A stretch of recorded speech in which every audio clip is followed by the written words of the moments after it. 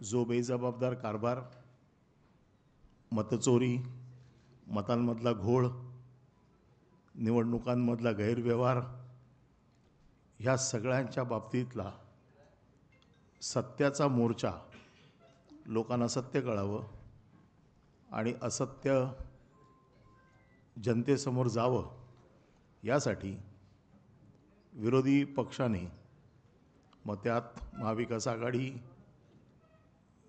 सर्व पक्ष, महाराष्ट्र नवनिर्माण सेना आणि जे ह्या सगळ्या गोष्टींच्या विरोधात आहेत ते सगळे मतदार देखील ह्या मोर्चात सामील होतील।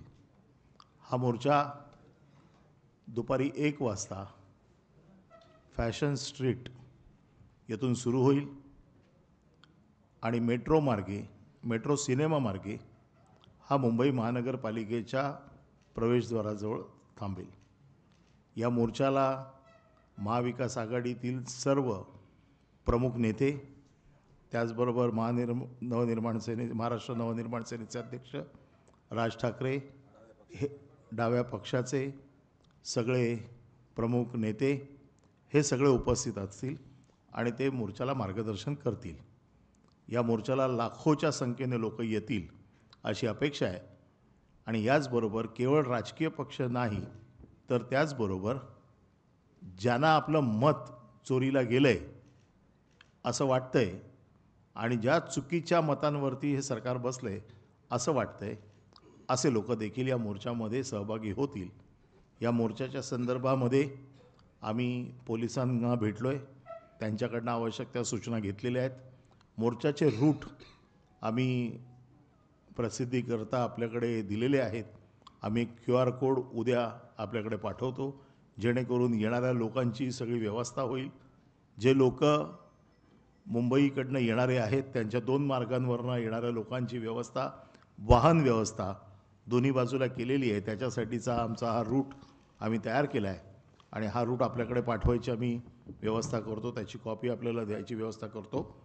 मोर्चा अतिशय शांततेने पार पडेल आणि ह्या मोर्चामध्ये प्रमुख नेते पुढील सर्व या मतचोरीच्या बाबतीमध्ये किंवा हा जो काय घोळ आहे याच्यावरती पुढील आंदोलनाची दिशा हे त्या दिवशीच्या मोर्चामध्ये ठरवतील। धन्यवाद।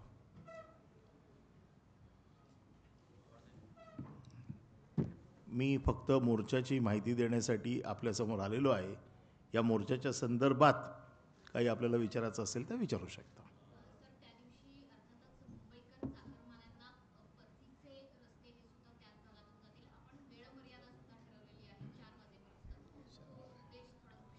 म्हणून आम्ही शनिवारी मोर्चा ठरवलेला आहे। सर्वसाधारण मुंबईकरांना त्रास होऊ नये म्हणून मोर्चा हा 1 ते 4 या दरम्यानच आहे। मला असं वाटतं ही जरी ज्या दिवशी कार्यालय बंद असली तरी जी काही कार्यालय उघडी असतील त्यांना परतीला कोणाला त्रास होणार नाही याची काळजी आम्ही घेतलेली आहे। नेत्यांची भाषणं त्यावेळेला जाहीर केली जातील, परंतु आता एवढं सांगतोय की सगळे प्रमुख नेते या मोर्चाला उपस्थित असतील। हो, शरद पवार साहेब उपस्थित राहतील।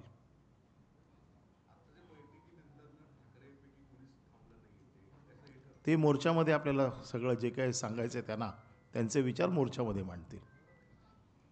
ही मीटिंग जी होती ही मोर्चाच्या प्लॅनिंगची मीटिंग होती, प्रेस कॉन्फरन्स नव्हती, त्यामुळे प्रेस कॉन्फरन्सची जबाबदारी नाही।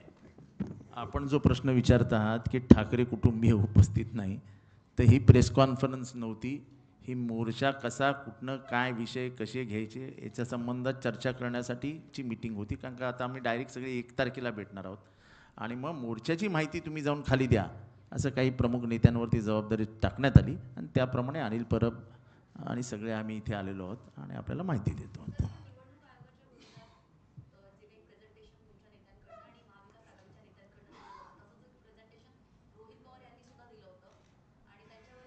असं आहे की खटले दाखल होणार, पोलीस दबाव टाकणार, राज्य सरकार यंत्रणा वापरणार, कारण का चोऱ्या लपवण्यासाठी विविध प्रयत्न करतो। चोराच्या चोऱ्या पकडल्या गेल्यामुळे घाबरलेलं राज्य सरकार हे सगळ्याचा अवलंब करणार, त्यामुळे रोहितला घाबरवण्यासाठी हे प्रकार केला गेला आहे। अशा प्रकारचे प्रेझेंटेशन तुम्ही काय कोर्टात तुम्ही काय जेलमध्ये काय फाशी देणार आहात काय? अहो देश गांधींचा आहे हो, गांधी नेहरू भगतसिंगांचा देश आहे. फाशीला घाबरून फाशीला आणि जेलला घाबरले असते तर ब्रिटिश गेले नसते या देशातनं. त्यामुळे असे काही कोणाला घाबरण्यासाठी रोहित पवार वगैरे घाबरणाऱ्यातली माणसं नाहीत. बिंदास बिंदास नडतात, बिंदास खेळतायत.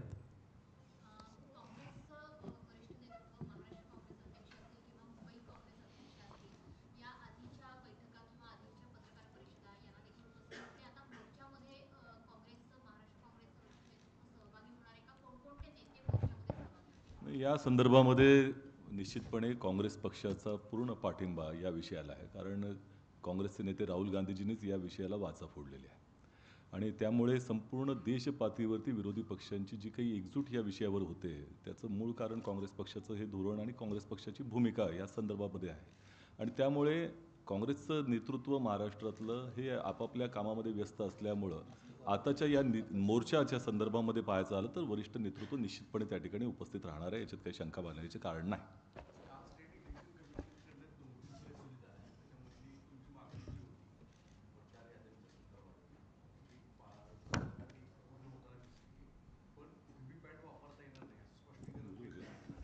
दोनच विषय याच्यामध्ये असं आहे की आम्ही देखील या सगळ्या गोष्टींचा बारकाईने अभ्यास करतो आहे. आमच्या ज्या मागण्या आहेत, आमची अतिशय स्पष्ट मागणी आहे की मतदार यादीमधला घोळ दुरुस्त करावा. आम्ही जे काही आक्षेप नोंदवलेले आहेत, या आक्षेपावरती आम्हाला जो न्याय आम्ही मागितलेला आहे तो आम्हाला मिळाला पाहिजे. आता हे जे काल चोक्लिंगम साहेबांनी जे काही सांगितलेलं आहे याचा आम्ही देखील अभ्यास बारकाईने करतो आहे.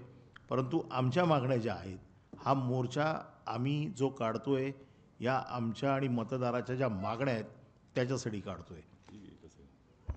एकच सेकंद त्याच्यावरती असं आहे की त्यांनी काल जे कारण दिलं व्हीव्हीपॅटच्या संदर्भामध्ये ते संयुक्तिक नाही याच्यासाठी की त्यांचं म्हणणं आहे की कायद्यामध्ये तरतूद नाही. प्रश्न असा आहे की 2017 साली नांदेड वाघाळा मतदारसंघ ज्या महानगरपालिकेमध्ये एका वॉर्डामध्ये ह्याच व्हीव्हीपॅटचं टेस्टिंग करण्यात आलं होतं. त्यावेळेला कोणत्या कायद्यानं त्यांना बंधन घातलं होतं हा मूळ मुद्दा आहे.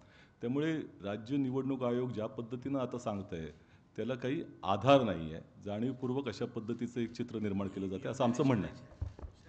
मला वाटतं ह्या सगळ्या विषयावरती आम्हाला मोर्चाचं जे काही मार्गदर्शन करायचं होतं ते आम्ही केलेलं आहे. बाकीच्या विषयासाठी आम्ही तुम्हाला वेगळे भेटू.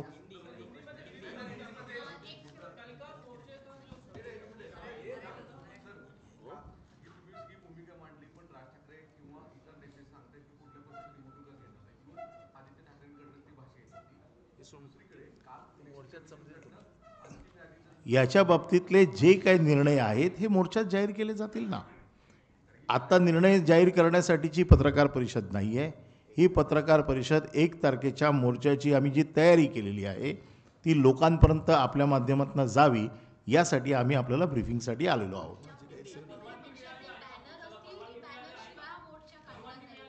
आमची पोलीस बरोबर बैठक झालेली आहे. त्यांच्या समवेत सगळ्या चर्चा झालेल्या आहेत. परवानगीचा अर्ज आम्ही दिलेला आहे. मोर्चाच्या अगोदर परवानगी मिळेल.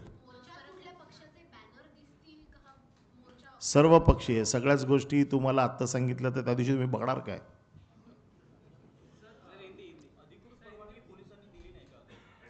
पोलीस 48 तास अगोदर परवानगी देतात. हां,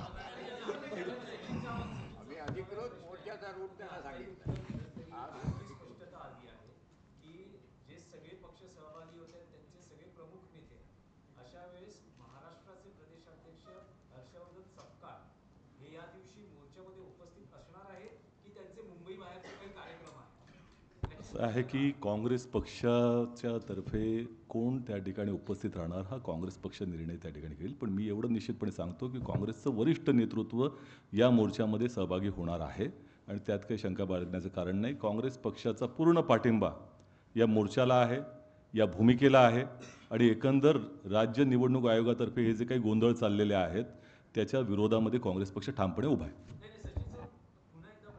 मी जे सांगितलं असं आहे नाही, हे मला असं वाटतं की 2 वेगळे विषय आहेत.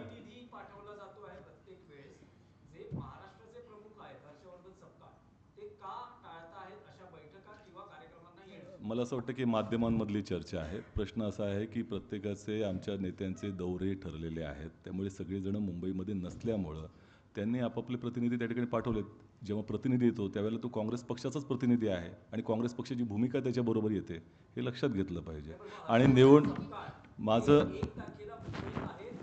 या संदर्भामध्ये पुढचा दौरा त्यांचा काय आहे, कशा पद्धतीचा आहे, तो आपल्याला कळवला जाईल. त्याची कारणं असतील किंवा काय नसेल. असं आहे- प्रश्न असा आहे की काँग्रेसचं वरिष्ठ नेतृत्व तिथे उपस्थित राहणार आहे आणि ते त्या काँग्रेसची राहुल गांधीजींची भूमिका तिकडे मांडणार.